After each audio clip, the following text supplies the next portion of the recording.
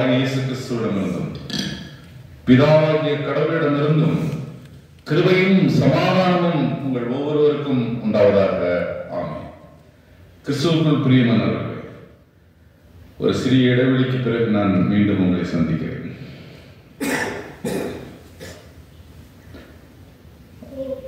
அன்பானவர்களே, நானே நல்ல மேய்ப்பன் என்ற செய்தியை கேட்டிருப்பீர்கள்.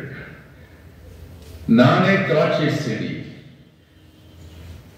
நீங்கள் கொடிகள், என்னில் நிலைத்திருந்தால் மிகுந்த கனியை கொடுப்பீர்கள், கேட்டிருப்பீர்கள். கடந்த வாரம்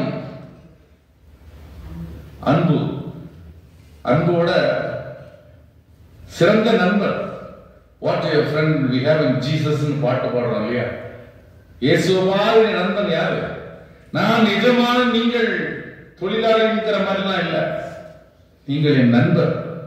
நண்பர் தான் எப்படி டிரான்ஸ்பரன்சி இருக்கும், வெளிப்படையா இருக்கும் இல்லையா? உயிர் காப்பான் தோழன், உடுக்க இறந்தவன் கை போலே அங்கே நட்பு. எப்படி ஆண்டவன் நம்ம நண்பன்கிறார், யோசித்து பாருங்க. நண்பர்கள துன்பத்தை பகிர்ந்துகிறவன் தான் நண்பன். இன்பத்தை பெருக்கவும் துன்பத்தை பகிர்ந்து கொள்வதோ நண்பன். ஆண்டவர் ஒருவரை நண்பர் என்று சொன்னார். யார்? யூதாசை கூட நண்பர். யூதாசை நண்பர் தான் சொன்னார். லாசருவை நண்பர். சிநேகிதனே, நண்பனே, என் சிநேகிதன் உறவுகிறார். லாசருவை நேசித்தார், நண்பரா நேசித்தாரு. அவர் வீட்டில் கண்ணீர் விட்டார் இல்லையா? அழுதார் இல்லையா ஆண்டவர்? அவர் இருந்த ஊர் என்ன? இல்ல, பெத்தானியா. பெத்னா என்னமா? வீடு, அப்படிதானா? பெத்லஹேம் அப்பத்தின் வீடு இல்லையா? பெத்தானியானா ஏழை, தானியானா ஏழை. அந்த ஹீப்ரு மூல பாஷையில தானியா ஏழை. பெத்தானியா என்பது ஏழையின் வீடு, ஏழையின் வீடுகள் நிறைந்த அந்த லாசருவை. அப்போ இயேசு ஏழை நண்பன். புரிஞ்சுக்கணும். நீங்க பெத்தானியா ஹோம் வைக்கிறாங்க, ஏன்? செமி அல்லது ஃபுல் ஆஃப் அப்படிதான். தாய் தகப்பன் இல்லாம அல்லது தாயாவது தகப்பனாவது இல்லாத ஆதரவற்ற பிள்ளைகளை, ஏழைகளின் வீடு பெத்தானியா. அப்ப அந்த ஊர்ல இந்த லாசருவை கடவுள் நேசிச்சார். இதெல்லாம் பரத்திற்கு ஏறின பண்டிகைக்கு முன்னாடி தன்னை யாருன்னு எஸ்டாப்ளிஷ் காணிச்சு ஸ்ட்ராங்கா, அப்படிதான் ஸ்ட்ராங்கா, நானே நல்ல மேய்ப்பன், நானே செடி, நீங்க கொடிகள், நானே சிறந்த நண்பன், மறந்துடாதீங்க அப்படின்னு சொல்லிட்டு பரத்திற்கு ஏறின பண்டிகை 1ஆம் தேதி பரத்திற்கு ஏறின ஒரு விசேஷ பண்டிகை. நமக்கு கொடுக்கப்பட்டிருக்கிற பண்டிகை எல்லாம் இம்பார்ட்டன்டான பண்டிகை. அதை நீங்க நம்ம இப்பெல்லாம் எளிதா கடந்து போறோம். நம்ம பாரம்பரியத்துல அதுக்கு ரொம்ப முக்கியத்துவம் கொடுப்பாங்க. பரத்துக்கு ஏறின பண்டிகை இன்னும் சொல்லாம ஏதாவது பெந்தேகோஸ்தே பண்டிகை இல்லையா? இந்த பண்டிகை இது திருத்துவ பண்டிகை. இந்த பண்டிகை எல்லாம் முக்கியமான ஈவென்ட் சர்ச்சியர் கேலண்டர்ல சிறப்பா அதுக்குன்னு சீர்திருத்தல் பண்டிகை. இதெல்லாம் நமக்கு ஸ்பெசிபிக்கா பார்க்க வேண்டிய பண்டிகை. பரத்துக்கேற்ற பண்டிகை என்ன? 40 நாள் ஊழியத்துக்கு வரதுக்கு முன்னாடி ஆண்டவர் உபவாசம் இருந்தார். அவர் வந்து அந்த பணியெல்லாம் செய்துவிட்டு சீடர்களுக்கு அந்த பணியை பொறுப்பை கொடுப்பதற்கு முன்னாடியும் 40 நாள் உயிர் உள்ளவராக இந்த உலகத்திலே சஞ்சரித்து அவர் சாட்சியாக அவர்களுக்கு காண்பித்தார். ஆண்டவர் எப்படி ஸ்ட்ரெங்தன் பண்றாரு, ஊழியத்துக்கு எப்படி ஆயத்தப்படுத்துறாருன்னு நீங்க புரிஞ்சுக்கிறதுக்கு தான் அதை விளக்கத்தை சொல்றேன். பரத்துக்கு என்ன பண்டிகைன்னா சாதாரணமாக அல்ல. ஆண்டவர் சிலுவையும் உயர்த்தப்பட்டார், கல்லறையிலிருந்தும் உயர்த்தப்பட்டார், இந்த பூமியிலிருந்தும் வானுக்கு உயர்த்தப்பட்டார். எதுக்காக? நமக்காக. உங்கள் இருதயம் கலங்காதிருப்பதாக நான் எங்க போறேன்? பிதாவின் வீட்டுக்கு போறேன். எதுக்காக போறேன்? அங்க அநேக வாசஸ்தலங்கள் உண்டு. அப்படி இல்லைன்னு நான் உங்களுக்கு சொல்லியிருப்பேன். நான் உங்களுக்காக அங்கே ஆயத்தப்படுத்த போறேன். விண்ணோர்களும் மண்ணுள்ளோர் போகவே பரமவாசல் திறந்தோ நீர் வாழ்க. பாட்டு பாடணும் இல்லையா? நமக்கும் மக்கள் நம்பிக்கை அப்படிதானே. கீழே ஒரு லோகம், பூலோகம், வானலோகம், அப்படிதானே. இங்க இருக்கிறவங்க மேலதான் போகணும், கீழே போக கூடாது இல்லையா? அதுக்கு வாசலை திறந்து, நித்திய வாசலை திறந்து வைத்த எங்கள் ஆண்டவரே நீர் வாழ்க அப்படின்னு பாட்டு பாடணும். அப்போ 40 நாளும் கடவுள் இந்த உயிருள்ளவராக சஞ்சரித்து தூதுவர்களை அவருடைய திருப்பணிக்கு ஆண்டவர் ஆயத்தப்படுத்தி அவர் செய்த அந்த வேலையை தொடர்ந்து செய்யணும் அப்படின்னு அவர் ஆசித்ததை அவர் இந்த உலகத்திலே சொல்லி அவர் பரத்திருக்க என்னாரு. ஆண்டவர் என்ன செய்யறாரு? அந்த பொறுப்பாளர்களை தேர்ந்தெடுத்து என்ன செய்வோமா? பிரதிஷ்டை பண்ணுவோம். அப்படிதான் அந்த ஊழியத்துக்குன்னு பிரதிஷ்டை பண்ணுவோம். ஆண்டவர் இன்னைக்கு எதுல பிரதிஷ்டை பண்ண சொல்றாரு? அவர்கள ஆண்டவர் பணி செய்கிறவர்கள பிரித்தெடுத்துட்டாரு. உலகத்திலிருந்து பிரித்தெடுத்துட்டாரு. பிரித்து எடுத்துட்டு ஏதோ பிரதிஷ்டை பண்ணணுமா? சத்தியத்திலே அவர்களை பிரதிஷ்டை பண்ணுங்கள். பண்ணும். அப்படிதான் 17 நீங்க படிச்ச 17 பாருங்க.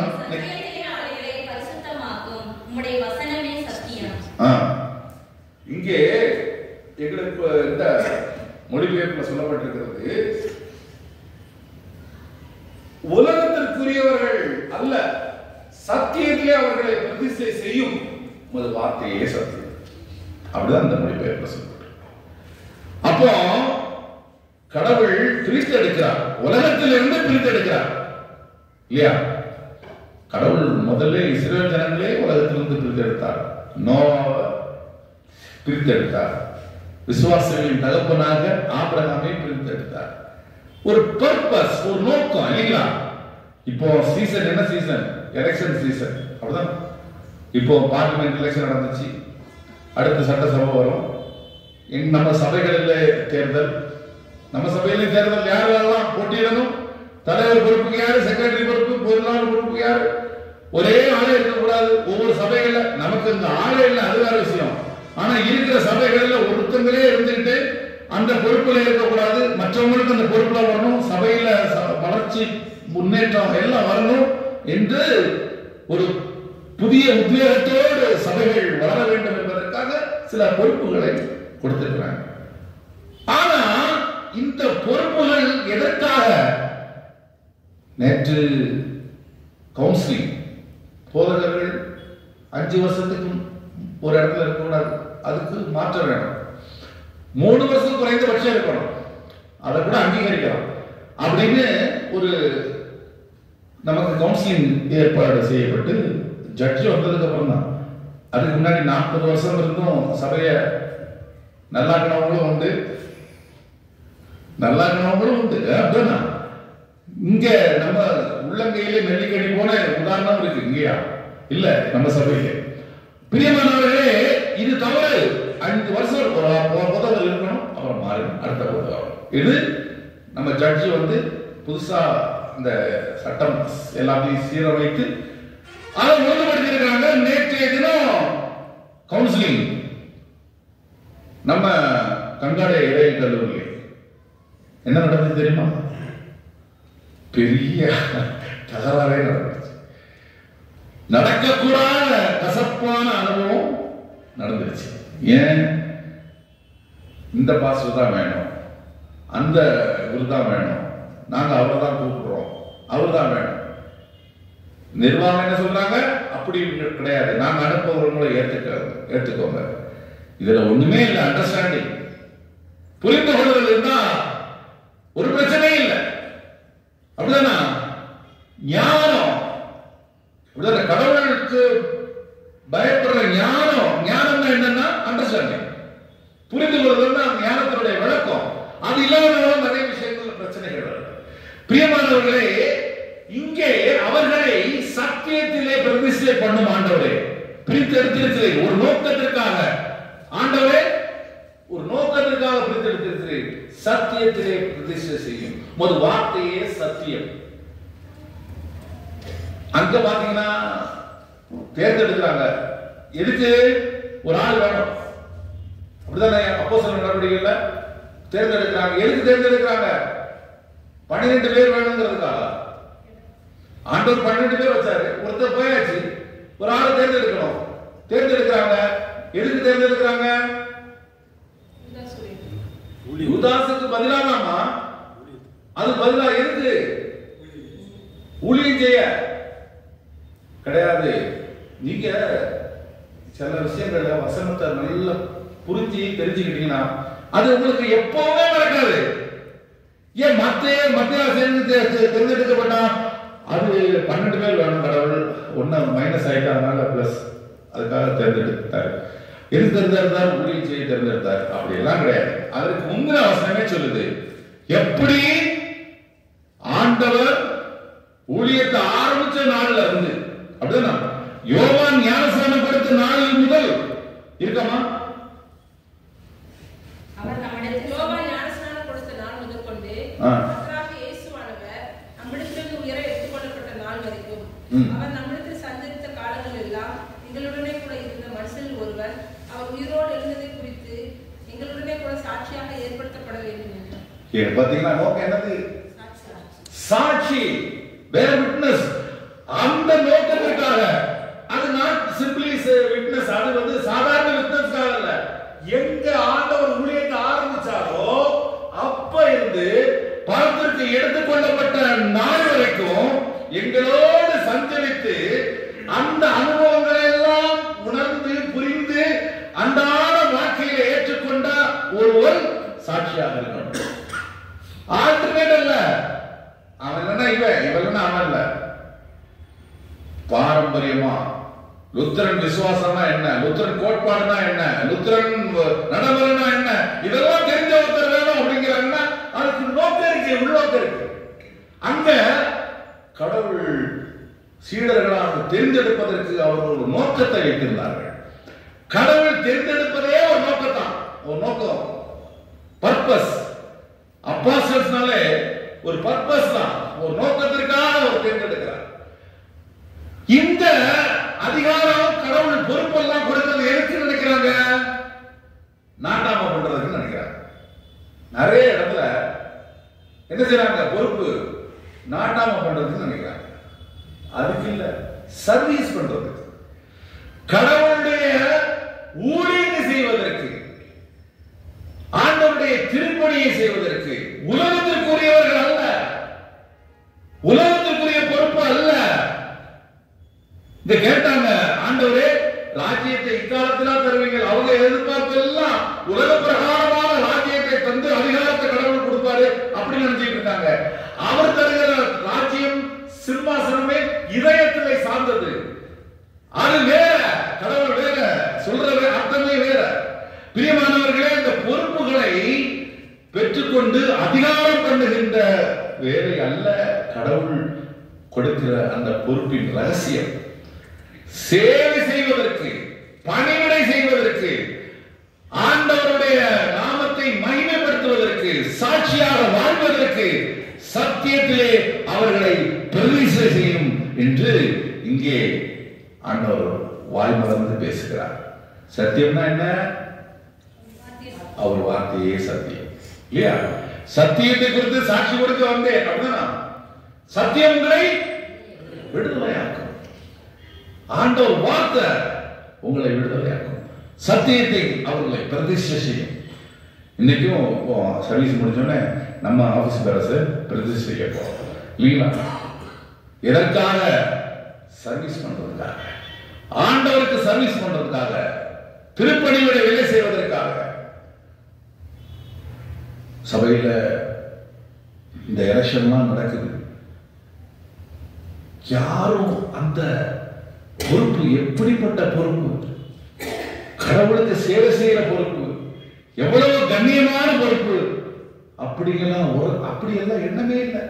இன்னைக்கெல்லாம் என்ன நினைக்கிறீங்க? நீங்க சாதாரணமா நினைக்கிறீங்க. இந்த பொறுப்புல வந்தா சம்பளம் கிடைக்காது. யாரும் சம்பளம் கொடுக்க மாட்டாங்க. எங்க இருந்து வரும் சம்பளம்? ஆண்டவருக்கு வரும். ஆனா இந்த பொறுப்புக்கு வர்றதில்லை. எவ்வளவு போட்டி, எவ்வளவு வைராக்கியம், அதற்காக எந்த எக்ஸ்ட்ரீம் லெவலையும் போய் பிரச்சனை பண்ணுவதற்கு எவ்வளவு ஆனந்தத்தோட துடிக்கிற நிலைகளை பார்க்கும்போது இவங்கெல்லாம் சர்வீஸ் பண்ணவா வந்திருக்காங்க அப்படிதானே நினைக்க தோணும். என்னப்பா எப்பா தம்பி, நீ நான் அண்ணன், நான் இருந்துட்டேன், பொறுப்புல இருந்தேன், நீ ஒரு கொஞ்ச நாள் 2 வருஷமோ நீ நடத்த இல்ல நீ நடத்த அப்படிதானே சொல்லுவோம். அப்படிதானே அவனே சொல்லுவான். அந்த விட்டு கொடுக்கிற வார்த்தை என்ன துளி கூட வராமல் போறதுக்கு என்ன காரணம்? என்ன காரணம்? ஏமா கோயில் உலகத்தில் இருக்கலாம், கோயில் உலகத்தில் இருக்கலாம், உலகம் கோயிலுக்குள்ள வரக்கூடாது. புரியுதா? நீங்கள் உலகத்திற்குரியவர்கள் அல்ல. கடவுள் சொல்றார், அவர்களை பிரதிஷ்டை பண்ணோம். உலகம் வேற, பிசாசு, மாமிசம், உலகம். அப்படிதான் 3 எது ஆண்டவருக்கு ரொம்ப ஃப்ரெண்ட். அப்படியா? பகை ஆண்டவருக்கு பகையானது. உலகம் எப்போதும் பகையானது, பிசாசும் பகையானது, மாமிசம் ஃப்ளஷ். ஆண்டவர் கெட் அவே ஃப்ரம் மீ அப்படினாலே, அப்பவே போ சாத்தானே, நீ உலகத்துக்குரியதை சிந்திக்கிறாய். நம்ம அப்படி இல்ல, நம்ம நோக்கமே வேற.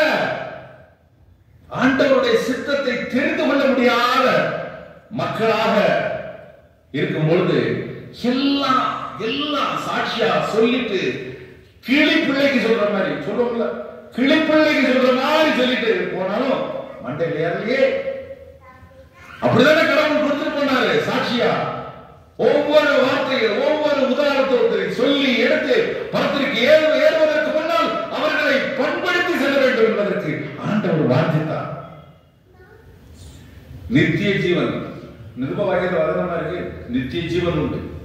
நித்திய வாழ்க்கையை தருவதற்காக. நித்திய வாழ்க்கைனா நீங்க நான் சொல்லியிருக்கேன் உங்கள்கிட்ட, அப்படிதானா? நீளமான வாழ்க்கை நினைச்சுக்காதீங்கம்மா. It's not a length life, அப்படிதானா? ஆனா குவாலிட்டி ஆஃப் லைஃப். ஆண்டவருக்கு சாட்சியாக வாழ்கிற வாழ்க்கை, பண்பை வெளிப்படுத்துகிற வாழ்க்கை, பண்புள்ள வாழ்க்கை, உலகத்திற்குரிய வாழ்க்கை அல்ல. அது பண்பு கட்ட வாழ்க்கை. உலகத்திற்குரிய எண்ணங்கள் நமக்கு வரவே கூடாது. நமக்கு நம்மளுடைய godly mind, கடவுளுடைய பிள்ளைகள், சத்தியத்திலே பிரதிஷ்டை செய்யப்பட்டவர்கள், கடவுளுடைய வார்த்தை நம்மகிட்ட இருக்கும். நமக்கு தெரியும் எதை செய்யணும் எதை செய்யக்கூடாது. அப்படிதான் நான் சொந்தமாக தான் சொல்லல, வசனத்தை தான் சொல்றேன். என்ன சொல்லுது சங்கீதம் 1, what should do, what should not do. அப்படிதான் எதை செய்ய வேண்டும் எதை செய்யக்கூடாது. பொல்லாதவர்கள் வழியில் நடவாமலும், பாவிகள் வழியிலும் நில்லாமலும், பரிகாசக்கார கூட்டத்திலே. இது 3 ரொம்ப கஷ்டமான வேலை தானையா. நம்ம பேசினால எங்க போய் இருப்போம்? பொல்லாதவர்கள் அவங்கதான் நமக்கு ஃப்ரெண்ட்ஸ் இல்லைங்களா? நல்லது செய்யறவன் யார் நாய் கூட பேசுமா? நல்லது செய்யறவன நாய் கூட மதிக்காது. உலகத்துல பொல்லாதவனுக்கு தான் காலம். நல்லா தெரிஞ்சுக்காங்க. அயோக்கியமான கெட்டிக்காரன் இருக்கான், நாணயமான முட்டாள் இருக்கான். நாணயமான முட்டாளை வச்சு எந்த பிரயோஜனம் இல்ல, அயோக்கியமான கெட்டிக்காரன் வச்சுதான் பிரயோஜனம். ஆனா நாணயமான கெட்டிக்காரன் கிடைக்கவே இல்லை. நாணயமான கெட்டிக்காரன் ரொம்ப அபூர்வம். ஆண்டவர் அப்படிப்பட்ட வாழ்க்கையை தான் விரும்புகிறார். அப்படிப்பட்ட பிள்ளைகளாக வாழ வைப்பதற்காகத்தான் அவர் தன்னையே இந்த உலகத்தில் அர்ப்பணித்தார். நீங்க நாணயமான கெட்டிக்காரனா இருக்கணும். புறாவை போல எப்படி வார்த்தைகளை சொல்லி இருக்கிறார்கள். ஆனா நம்ம இப்போ அப்படியே இருக்கிறோம். கடவுள் என்னெல்லாம் எதிர்பார்த்தாரோ அதெல்லாம் சீடர்கிட்ட சொன்னாரோ அதெல்லாம் புரிஞ்சிக்கவே இல்லை. புரிஞ்சிக்கக்கூடிய ஒரு கட்டம் வந்தது. அதை புரிஞ்சு செயல்படுத்தக்கூடிய கட்டம் வந்தது. பிரியமானவர்களே, இங்கே சத்தியத்திலே அவர்களை பிரதிஷ்டை செய்யுங்கள். எதை செய்யக்கூடாது, எதை செய்ய வேண்டும் என்பதை தெரிந்தவர்களாக. சரி, மூணாவது செய்யக்கூடாது, செய்ய வேண்டியது கர்த்தருடைய வேதத்தில் பிரியமாயிரு. பாக்கியவான். பாக்கியவான் யாருமா? பக்கத்து வீட்டுக்கார பேர் சொல்லக்கூடாது. யாரு? நிலையான மகிழ்ச்சியுடையவன். அவனுக்கு தான் நிலையான மகிழ்ச்சி இருக்கும். கடவுள் வசனத்துல இருக்கான். வசனமே அவனை வழிகாட்டும். அவனுக்கு தான் நிலையான மகிழ்ச்சி. பிரியமானவர்கள், everybody want to become a successful life. எல்லாருக்கும் வெற்றியுள்ள வாழ்க்கை வாழணும்னு ஆசை. வெற்றியுள்ள வாழ்க்கை வாழ்வதற்கான இங்கே சாத்தியக்கூட கடவுள் அழகா வைத்திருக்கிறார். அவன் செய்வதெல்லாம் வாக்கியம். அவன் தொட்டா தொடர்மையா, அவன் செய்வதெல்லாம் வாக்கியம். ஏன்? கடவுளை தெரிஞ்சிருக்கிறான், வசனத்தை புரிஞ்சிருக்கிறான், அதன்படி நடக்கிறான். எதை செய்யணும், எதை செய்யக்கூடாதுங்கிற தெளிவு இருந்தாலே போதும், அவன் குறைச்சிக்குவான். இல்லையா? தெளிவா கடவுள் சொல்றார். பாக்கியவான் எவன்? அதான் முதல் கொஸ்டினே. அப்படிதான். நிலையான மகிழ்ச்சியுடையவன் எவன்? அப்பதான் பின்னாடி வருது. எதை செய்யக்கூடாதோ அதை செய்கின்ற பலவீனத்தில் மனுஷன் இருக்கான். உலகத்துக்குரிய வாழ்க்கையில் மனுஷன் இருக்கான். ஆனா அதை விட்டு கடவுள் வெளியே வரும்படி ஆண்டவர், நீங்கள் உலகத்திற்குரியவர்கள் அல்ல, நீங்கள் உலகத்திற்குரியவர்கள் அல்ல. தேவன் தம்முடைய உரைப்பாரான குமாரனை விசுவாசிக்கிற எவனும் கெட்டு போகாமல் நித்திய ஜீவனை இவ்வளவா உலகத்தில் அன்பு கொண்டார். உலகத்தில் அவர் அன்பு கொண்டார். உலகம் அவரை படைச்சது இல்லையா? நம்ம உலகத்திற்கு உலகத்தான் இருக்கோம். நீங்கள் உலகத்திற்குரியவர்கள் அல்ல அல்லங்கிறாரு. நம்ம உலகத்துல தானே இருக்கோம் அப்படின்னு சந்தேகம் வரலாம். உங்களுக்கு மனசுல கேள்வி வரலாம். அப்படின்னா உலகத்துல இருக்கிறோம், ஆனா உலகத்துக்குரியவர்கள் அல்ல. உலகத்துல எப்படி இருக்கணும்? தாமரையில நீர்த்துளி மாதிரி இருக்கும். நம்ம அவ்வளவுதான். கொஞ்ச நாளும் இந்த பூமியிலே அப்படிதான் பாடுறாரு. அப்படிதான் கடவுளுக்காக நீங்க வாழ்கிற வாழ்க்கை. அதுதான் ஆண்டவர் சமூகத்திலே சாட்சியை காண்பிக்கும். கடவுள் அழைக்கலாம், உங்களை அழைக்கிறார். பரத்திற்கே இந்த பண்டிகையை கொண்டாடி ஈர உறவாத நினைவோடு இருக்கிற நீங்களும் நானும் ஆண்டவரோடு வாழ்கிற வாழ்க்கைக்கு ஆயத்தமாக இந்த உலகத்திலே சாட்சி கொடுக்க கடவுள் சத்தியத்திலே உங்களை பிரதிஷ்டை செய்திருக்கிறார், ஆயத்தம் பண்ணியிருக்கிறார். ஆண்டவரே, நாங்கள் இன்னும் உலகத்துக்குரிய சிந்தனையிலே விழுந்து கிடக்கிறோம், பலவீனப்பட்டு போகிறோம். ஆண்டவரே, ஆனால் நாங்கள் உலகத்திற்குரியவர்கள் அல்ல, ஆண்டவருடைய பிள்ளைகள். என்கிட்ட தனியா எதிர்பார்க்கிறீர்கள். ஆண்டவரே, இன்னும் கொஞ்சம் பண்புள்ள வாழ்க்கையை எதிர்பார்க்கிறீர்கள், பண்பட்ட பேச்சை எதிர்பார்க்கிறீர்கள், நாகரிகமாக நடந்து கொள்ள கடவுளுடைய பிள்ளை என்பதை நான் புரிந்து மற்றவர்கள் புரிய வைக்க என்னை நீர் சாட்சியாக வாழும்படி அறிவுறுத்துகிறேன். நான் உம்முடைய பிள்ளை ஆண்டவரே. ஆனால் இந்த உலகத்திற்குரிய எண்ணங்கள் எனக்கு வேண்டாம். என்ன நாங்கள் உமக்கு சாட்சி கொடுக்க என்னுடைய பேச்சு நல்லா இருக்கணும். அடுத்தவங்களை காயப்படுத்தக்கூடாது, பொறுமையா இருக்கணும். என் பேச்சு கூட பொறுமையா இருக்கணும். சண்டை வர இடத்துல என் பேச்சு சமாதானத்தை கொடுக்கணும். சமாதானம் இருக்கிற இடத்துல சண்டை வர மாதிரி என் பேச்சு இருக்க கூடாது. ஆண்டவரே, பண்பட்ட வாழ்க்கை வாழ்வதற்கு என்னை பக்குவப்படுத்தும். இன்னும் உலகத்திற்குரிய பிள்ளையா தான் இருக்கேன். எபேசியர் முதல் அதிகாரத்தை வீட்டில் போய் படிக்க. நாம எப்படி குவாலிட்டி ஆஃப் லைஃபை வெளிப்படுத்தணும் கடவுள் சொல்றார். பொறுமை, அன்பு, நமக்கு தாழ்மை, இதெல்லாம் இருந்தா பண்புள்ள வாழ்க்கையை வாழலாம். எதை ஆண்டவர் விரும்பலையோ அதை நம்ம தள்ளிட்டு எதை விரும்புகிறாரோ அதை நம்ம செய்வோம். நம்ம வாழ்க்கையில நம்மளும் வெற்றியுள்ள வாழ்க்கையை வாழணும். அவன் செய்வதெல்லாம் வாய்க்கும். அப்படிதான் அப்படி சொல்லக்கூடிய தகுதி உங்களுக்கு எனக்கு வேணும்னா ஆண்டவர்களுடைய பிள்ளைகளாக இந்த உலகத்தை வெறுத்து சத்தியத்திலே பிரதிஷ்டை செய்யப்பட்ட மக்களாக ஆண்டவர்கள் வாழ்வோம். ஆண்டவர் தாமே அப்படிப்பட்ட ஒரு வெற்றியுள்ள வாழ்க்கை வாழ உங்களையும் என்னையும் நம்முடைய திருச்சபை மக்களையும் ஆண்டவர் தொடர்ந்து ஆசீர்வதித்து காப்பாராக. ஆமென். ஆமென். எல்லாவற்றுக்கும் மேலான தெய்வீக சமாதானம் உங்கள் இருதயங்களை கிறிஸ்து இயேசுவின் நிலவரத்தை காப்பாராக.